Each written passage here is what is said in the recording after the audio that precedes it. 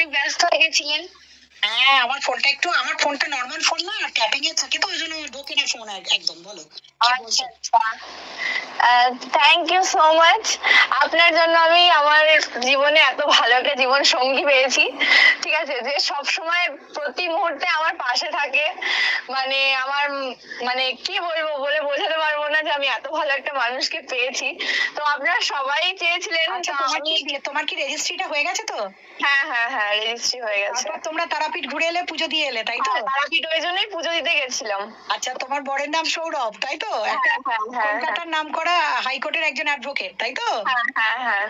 তাহলে ভালো বর হয়েছে, এবং বর পুরো জীবন সাথী, খুব ভালো জীবন সাথী হয়েছে। আপনাদের জন্য, আপনাদের ভালোবাসার জন্য, আপনাদের আশীর্বাদ, আর তাছাড়াও তো আছেই, আপনারা মানে অনেক বুঝিয়েছেন। আমি সবকিছু থেকে বেরিয়ে এসেছি।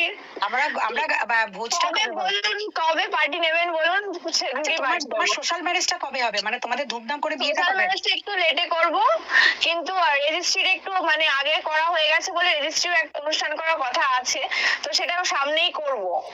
আচ্ছা, তুমি কি না, thanks to you also, because এত ভালো করে একটা মানে সিচুয়েশনকে ওভারকাম করার জন্য এরকম একজন অ্যাডভোকেট এগিয়ে আসবে, আমরা নিজেরাই অবিশ্বাস্য। মানে আমি জানি যে আপনি সমস্ত বিষয়গুলো, সমস্ত কিছু জেনে বুঝে, এবং এগুলো যে একটা বাচ্চা ছেলে মানুষই, সেটাকে আপনি ভালোভাবে জেনে এবং সুন্দরভাবে দিশানির জীবনকে যে অ্যাকসেপ্ট করে সুন্দরভাবে গড়ে তুলছেন। আমরা চাইবো দিশানিকে নতুন ভাবে আপনাদের দুজনকে ব্লগে দেখতে চাইবো, আপনাদের জীবন যাত্রা আমরা দেখতে চাইবো। সোশ্যাল মিডিয়া থেকে আমি দূরে থাকতে চাইবো, এটা আমি আগে থেকে বলি। সোশ্যাল মিডিয়া আসাটা আমি পছন্দ করবো না, কারণ আমার প্রফেশনাল লাইফের সঙ্গে অনেকটা মিসম্যাচ করবে। মানে তবু তো দিশানি অন্তত সোশ্যাল মিডিয়াটা না ছাড়ুক, কিন্তু ও যাতে ক্রিয়েটিভিটিটা দেখায়। একদমই তাই।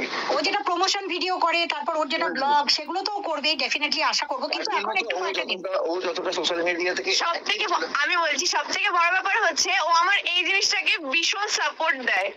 মানে আমি এই যে ভিডিও করি, ও আমার ভিডিও ধরে দেয়। হয়তো আমি এখন ব্লগ দিচ্ছি না, ভিডিও দিতে পারছি না, কিন্তু আমার ভিডিও ধরে দেওয়া, কি ভিডিও করলে, কিভাবে ভিডিও করলে ভালো লাগবে, সবকিছু আমাকে ডিসাইড করে দেয়। তাহলে একটা এডুকেটেড ছেলের এই কোয়ালিটিটাই তো দরকার ছিল।